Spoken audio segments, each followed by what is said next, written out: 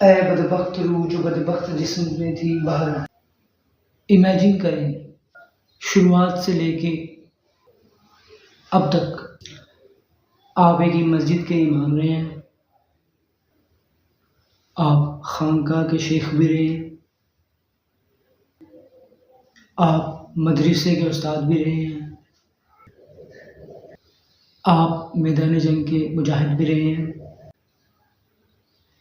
لیکن سوچئے کہ آپ کی موت کا وقت آ چکا ہے اور حضرت عزرائیل علیہ السلام ارشاد فرمائیں اے بدبخت روح جو بدبخت جسم میں تھی باہر۔ اور آپ پوچھیں کہ ایسا کیوں؟